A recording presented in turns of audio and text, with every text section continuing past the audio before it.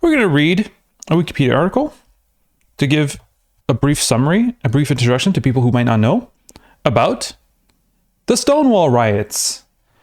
Woohoo! Yeah! And everybody's cheering in chat. So we're gonna read about this again, as I used to do when we used to go through Wikipedia articles. We're gonna read. Sometimes we're gonna skip some stuff. This is not the final word on the Stonewall Riots. I think Wikipedia can be a good introduction to certain topics that sometimes are a bit too daunting, or sometimes we don't even have the time to read a book about it. So here, we'll go through the Wikipedia article. I encourage you, if you find this interesting, to do the research on your own. And look for books, look for essays, look for videos online, documentaries. So for those who don't know, Stonewall is when there was a riot that turned a lot of people gay in New York. I guess we'll read it, right? But from what I understand, and from what I remember from the Stonewall riots, is that at one point, there's just a bunch of people who started becoming gay, and they were just really angry. Before that, there was no gay people in the US. So Stonewall riots is how people got turned gay, and I think we can study this as a way of knowing how to turn people gay. The Stonewall riots, also known as the Stonewall Uprising, Stonewall Rebellion, or simply Stonewall, were a series of protests by members of the gay community in response to a police raid that began in the early morning hours of June 28, 1969, at the Stonewall Inn in the Greenwich Village neighborhood of Lower Manhattan in New York City. Patrons of the Stonewall, other village lesbian and gay bars, and neighborhood street people fought back when the police became violent. The riots are widely considered the watershed event that transformed the gay liberation movement and the 20th century fight for LGBT rights in the United States. As was common for American gay bars at the time, the Stonewall Inn was owned by the Italian-American mafia. While police raids on gay bars were routine in the 1960s, officers quickly lost control of the situation at the Stonewall Inn on June 28, 1969. Tensions between New York City police and gay residents of Greenwich Village erupted into more protests the next evening and again several nights later. Within weeks, village residents organized into activist groups demanding the right to live openly regarding their sexual orientation and without fear of being arrested. The new activist organizations concentrated on confrontational tactics, and within months, 3 newspapers were established to promote rights for gay men, lesbians, and bisexual people. A year after the uprising, to mark the anniversary on June 28, 1970, the first gay pride marches took place in Chicago, Los Angeles, New York City, and San Francisco. Within a few years, gay rights organizations were founded across the United States and the world. Today, LGBT pride events are held annually worldwide in June in honor of the Stonewall riots. Background: very few establishments welcomed gay people in the 1950s and 1960s. Those that did were often run by organized crime groups due to the illegal nature of gay bars at the time. The homophobic legal system of the 1950s and 1960s prompted early homosexual groups of the US to prove gay people could be assimilated into society, and such early groups favored non-confrontational education for homosexuals and heterosexuals alike. However, the last years of the 1960s saw activity among many social political movements, including the civil rights movement, the counterculture of the 1960s, and the anti-Vietnam War movement. Such influences served as catalyst for the Stonewall riots. All right, let's see how homosexuality was perceived in 20th century United States. Following the social upheaval of World War II, many people in the United States felt a fervent desire to restore the pre-war social order and hold off the forces of change, according to historian Barry Adam. Spurred by the national emphasis on anti-communism, Senator Joseph McCarthy, do we know Senator Joseph McCarthy? Conducted hearings searching for communists in the U.S. government, the U.S. Army, and other government-funded agencies and institutions, leading to a national paranoia. Anarchists, that's us, communists and other people deemed un-American and subversive were considered security risks. Gay men and lesbians were included in this list by the U.S. State Department on the theory that they were susceptible to blackmail. In 1950, a Senate investigation chaired by Clyde R. Hoey noted in a report, It is generally believed that those who engage in overt acts of perversion lack the emotional stability of normal persons. Instead, all of the government's intelligence agencies are in complete agreement that sex perverts in government constitute security risks. Between 1947 and 1950, 1,700 federal job applications were denied, 4,380 people were discharged from the military, and 420 were fired from their government jobs for being suspected homosexuals. Throughout the 1950s and 1960s, the U.S. Federal Bureau of Investigation, the FBI, and police departments kept lists of known homosexuals and their favorite establishments and friends. The U.S. Post Office kept track of addresses where material pertaining to homosexuality was mailed. State and local governments followed suit. Bars catering to gay men and lesbians were shut down and their customers were arrested and exposed in newspapers. Cities performed sweeps to rid neighborhoods, parks, bars, and beaches of gay people. Beaches of gay people, eh? They outlawed the wearing of opposite gender clothes, and universities expelled instructors suspecting of being homosexual. Well, they just didn't want their kids to be indoctrinated in gender ideology. What do you want? In 1952, the American Psychiatric Association listed homosexuality in the Diagnostic and Statistical Manual, DSM, as a mental disorder. A large-scale study of homosexuality in 1962 was used to justify the inclusion of the disorder as a supposed pathological hidden fear of the opposite sex caused by traumatic parent-child relationships. This view was widely influential in the medical profession.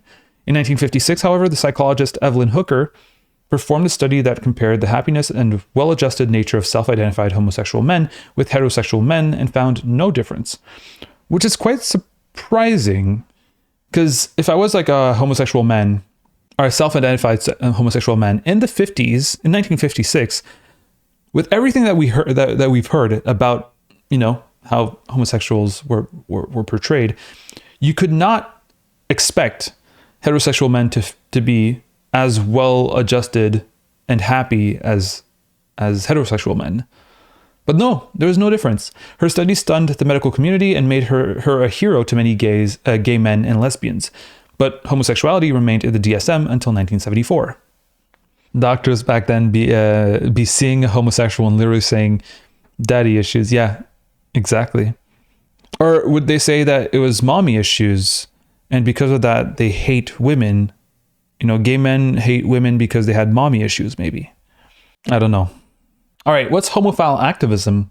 In response to this trend, two organizations formed independently of each other to advance the cause of gay men and lesbians and provide opportunities where they could socialize without fear of being arrested.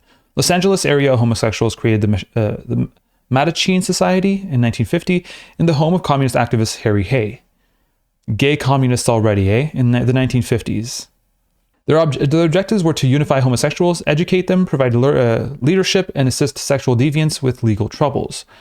Facing enormous opposition to their radical approach in 1953, the Mattachine shifted their focus to assimilation and respectability. They reasoned that they would change more minds about homosexuality by proving that gay men and lesbians were normal people, no different from heterosexuals. It's such a strange position to hold, but I understand it, right? Like, focus their assimilation and respectability. Like, don't look gay, look normal, and people will accept gay people. And part of me is like, all right, it's a bit weird to say, but at the same time, when I have told people who either make fun of gay people or whatever, or who don't know many gay people, especially when you come from a place as isolated as I do, and you say, "Oh yeah, by the way, I'm bi," and they're like, "Wait, really?" I'm like, yeah, I am bi. And they're like, "Well, no, impossible." Like, in their heads, it's like it can't happen because they've always perceived me for weeks as someone who's straight. And I feel like by doing that, by looking normal, by not looking gay, and subverting their expectations or subverting their preconceptions of what a gay person looks like, it does really shock them into their preconceptions of what gay people are, right? So I think that it kind of works, but it's kind of weird to say. I don't know if Chad agrees with this. I'm very normal. It's those heteros who are abnormal. Really? It's not necessarily that I'm hiding that I'm gay. It's just that gay people can look like anyone. Yeah, exactly. I mean, I can see how someone reaches the conclusion that assimilation would help, but it just sounds sounds incredibly patronizing, like telling someone to stop using a minority language. Exactly. It sounds very patronizing, and also it kind of like assumes that gay people are in a certain way. Let's continue. Soon after, several women in San Francisco met in their living rooms to form the Daughters of Bilitis for lesbians. Although the 8 women who created the DAW initially came together to be able to have a safe place to dance, as the DAW grew, they developed similar goals as the Mattachine and urged their members to assimilate into general society. One of the first challenges to government repression came in 1953. An organization named One Incorporated published a magazine called One. The U.S. Postal Service refused to mail its August issue, which concerned homosexual people and heterosexual marriages, on the grounds that the material was obscene despite it being covered in brown paper wrapping. The case eventually went to Supreme Court, which in 1958 ruled that One Inc. could mail its materials through the Postal Service. Wow. Homophile organizations, as homosexual groups self-identified in this era, I didn't know that, grew in number and spread to the East Coast. Gradually, members of the organizations grew bolder. Frank Kameny founded the Mattachine of Washington, D.C. He had been fired from the U.S. Army Map Service for being a homosexual and sued unsuccessfully to be reinstated. Kameny wrote that homosexuals were no different from heterosexuals, often aiming his efforts at mental health professionals, some of whom attended Mattachine and DOB meetings, telling members they were abnormal. Wow. On the outer fringes of the few small gay communities were people who challenged gender expectations. They were effeminate men and masculine women, or people who dressed and lived in contrast to their sex assigned at birth, either part or full-time. Contemporaneous nomenclature classified them as transvestites, and they were the most visible representatives of sexual minorities. They believed that the carefully crafted image portrayed by the Mattachine Society and DOB asserted homosexuals were respectable, normal people. The Mattachine and DOB considered the trials of being arrested for wearing clothing of the opposite gender as a parallel to the struggles of homophile organizations. Similar, but distinctly separate. Gay, lesbian, bisexual, and transgender people staged a mall riot at the Cooper Donuts Cafe in Los Angeles in 1959 in response to police harassment. In a larger 1966 event in San Francisco, drag queens, hustlers, and trans women were sitting in Compton's cafeteria when the police arrived to arrest people appearing to be physically male who were presenting as women. A riot ensued, with the cafeteria patrons slinging cups, plates, and saucers and breaking the plexiglass windows in the front of the restaurant and returning several days later to smash their windows again after they were replaced. Professor Susan Stryker, what a appropriate last name, classifies the Compton's cafeteria riot as an act of anti-transgender discrimination rather than an act of discrimination against sexual orientation, and connects the uprising of the issues of gender, race, and class that were being downplayed by homophile organizations. It marked the beginning of transgender activism in San Francisco. All right, now they're talking about Greenwich Village, the Stonewall Inn. Here we have owned by the mafia. Oh, Stonewall visitors to the Stonewall Inn in 1969 were greeted by a bouncer who inspected them through a peephole in the door. Like literally movies. The legal drinking age was 18, so it wasn't always 21. It's 18 here as well. It's always crazy to me that it's 21 in the US. Like you're 20 in the US and you can't drink still. I feel like, all right, that's maybe a topic for another video. I feel like US young adults are infantilized as fuck. Let's move on. Visitors would have to be known by the doorman or look gay. Patrons were required to sign names in a book to prove that the bar was a private bottle club, but they rarely signed their real names. Only a few people in drag were allowed by the bouncers. The customers were 98% male, but a few lesbians sometimes came to the bar. Younger homeless adolescent males who slept in nearby Christopher Park would often try to get in so customers would buy them drinks. Location: Stonewall Inn was known by many as the gay bar in the city. 2 undercover policewomen and 2 undercover policemen entered the bar early that evening to gather visual evidence as the public morals squad waited outside for the signal. That makes me think of the how are they called? The moral police in Saudi Arabia. Oh, the Mutawin, yeah. Once ready, the undercover officers called for backup from the 6th Precinct using the bar's payphone. Stonewall employees do not recall being tipped off that a raid was to occur that night, as was the custom. According to Duberman, there was a rumor that one might happen, but since it was much later than raids generally took place, Stonewall management thought the tip was inaccurate. At 1:20 a.m. on Saturday, June 28, 1969, 4 plainclothes policemen in dark suits, 2 patrol officers in uniform, Detectives Charles Smythe and Deputy Inspector Seymour Pine arrived at the Stonewall Inn's double doors and announced, "Police, we're taking the place." The music was turned off and the main lights were turned on. Approximately 205 people were in the bar that night. Patrons who had never experienced a police raid were confused. A few who realized that what was happening began to run for doors and windows in the bathrooms, but police barred the doors. Michael Fader remembered. Things happened so fast, you kind of got caught not knowing. All of a sudden, there were police there, and we were told to all get in line and to have our identification ready to be let out of the bar. The raid did not go as planned. Standard procedure was to line up the patrons, check their identification, and have female police officers take customers dressed as women to the bathroom to verify their sex. What the fuck? Upon which any people appearing to be physically male and dressed as women would be arrested. Republican dream. Those dressed as women that night refused to go with the officers. Men in line began to refuse to produce their identification. The police decided to take everyone present to the police station after separating those suspected of cross-dressing in a room in the back of the bar. All parties involved recall that a sense of discomfort spread very quickly, started by police who assaulted some of the lesbians by filling some of them up inappropriately while frisking them. Great. There's a quote here that I don't think I can read on Twitch. The police were to transport the bar's alcohol in patrol wagons. 28 cases of beer and 19 bottles of hard liquor were seized, but the patrol wagons had not yet arrived, so patrons were required to wait in line for about 15 minutes. Those who were not arrested were released from the front door, but they did not leave quickly as usual. Instead, they stopped outside and a crowd began to grow and watch. Within minutes, between 100 and 150 people had congregated outside, some after they were released from inside the Stonewall, and some after noticing the police cars and the crowd. Although the police forcefully pushed or kicked some patrons out of the bar, some customers released by the police performed for the crowd by posing and saluting the police in an exaggerated fashion. The crowd's applause encouraged them further. When the first patrol wagon arrived, Inspector Pine recalled that the crowd, most of whom were homosexual, had grown to at least 10 times the number of people who were arrested, and they all became very quiet.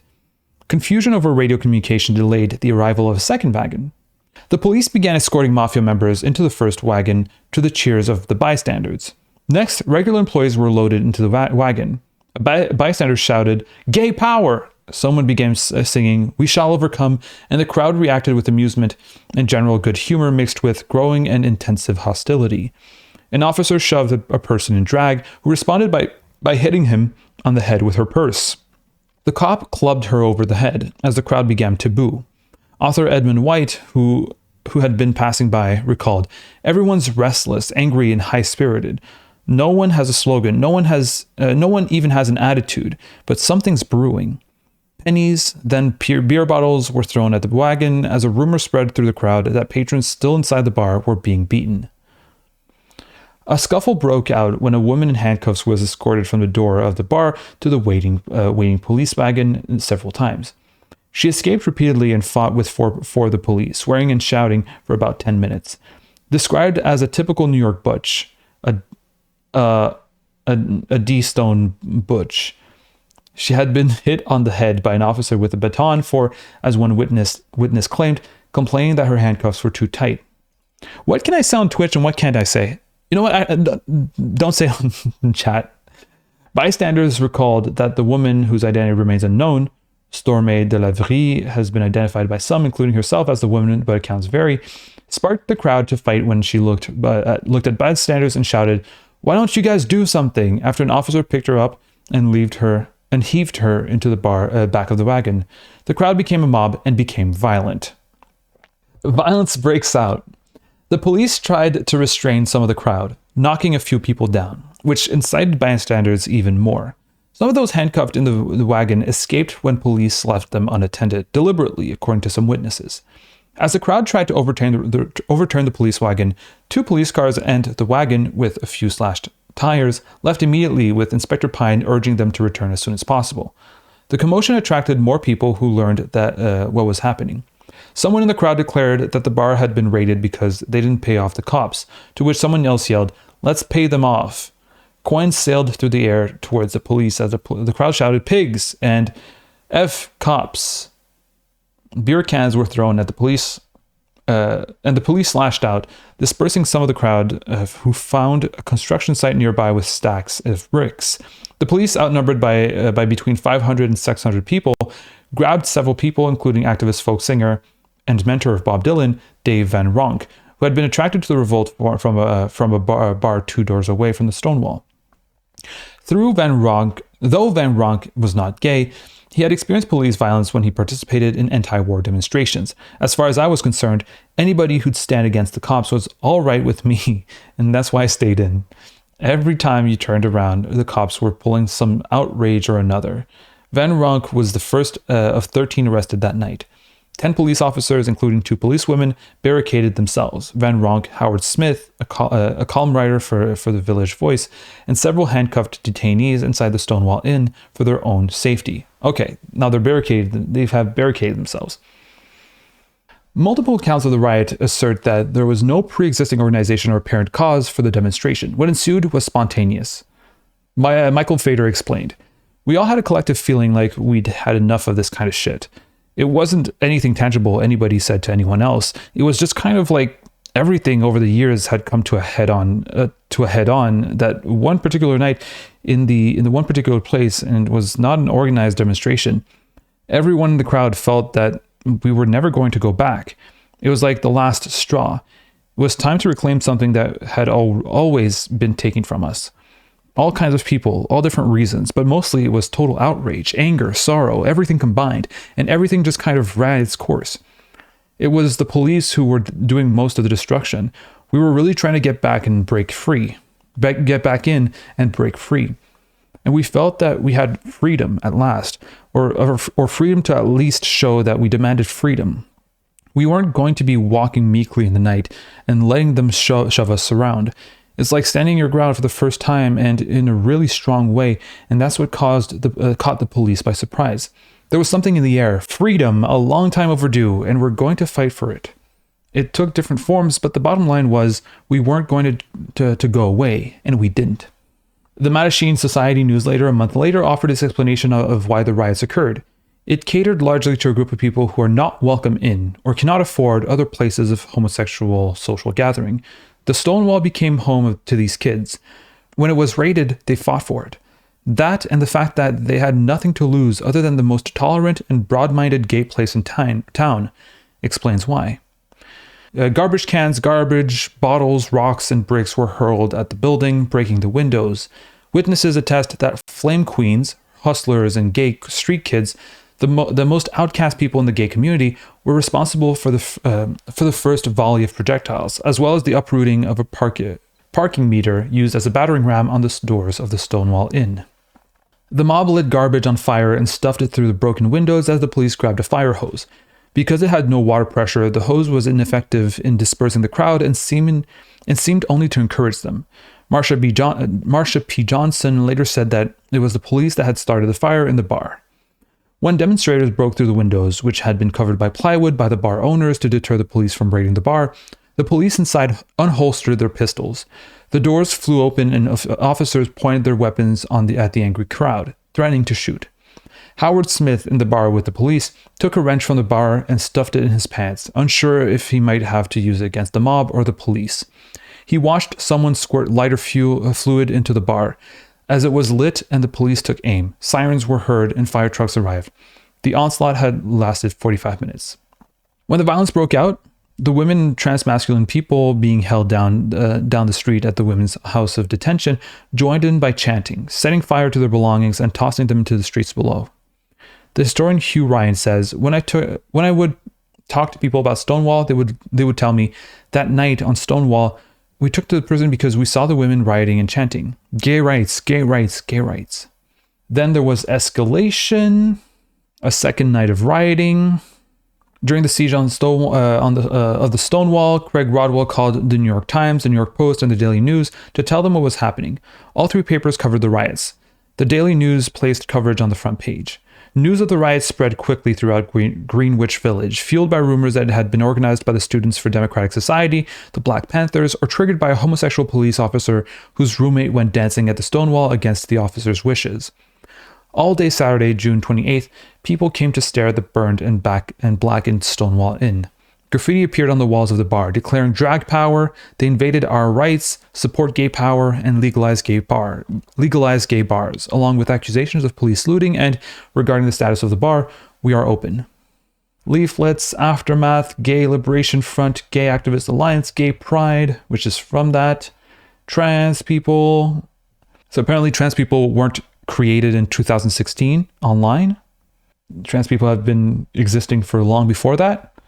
The Stonewall riots are often considered to be the origin of or impetus of the gay liberation movement, and many studies of LGBT history in the US are divided into pre- and post-Stonewall analyses.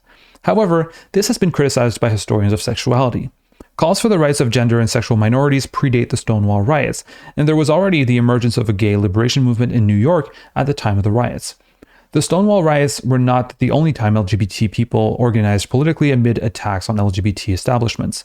However, the event has been said to occupy a unique place in the collective memory of many LGBT people, including those outside of the United States, as it is marked by an international commemorative ritual, an annual gay pride parade, according to sociologist Elizabeth A. Armstrong.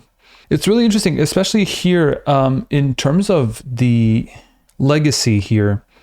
They're like, we might be attributing too much importance on Stonewall because there's been other things before and after. But I think very often that type of movement and that type of liberation movement, especially, the power of myth building is really important.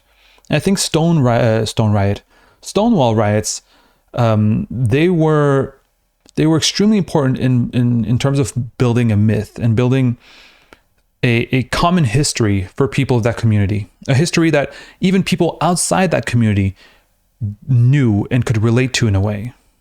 All right, to finish on the legacy of Stonewall, yeah, I think it's all about myth building and story building, community building. And that can be done through like landmark, not only events but also places, and build that community with through a common struggle that we can easily point out because of an event that happened in the past. I think that's the strength of Stonewall, is that it really created that it was like a catalyst. Yes, so some things happened, some organization and probably some riots happened before Stonewall, possibly, I don't know. But it's the myth building that's important here. Exactly, as Alzer says, Stonewall is of great symbolic importance, but I do agree we put a bit too much weight on this single event to the detriment of telling other stories too. Yeah, of course, I understand that. But yeah, the symbolic importance shouldn't put everything else in the shadow, but it is important for community building, as I said.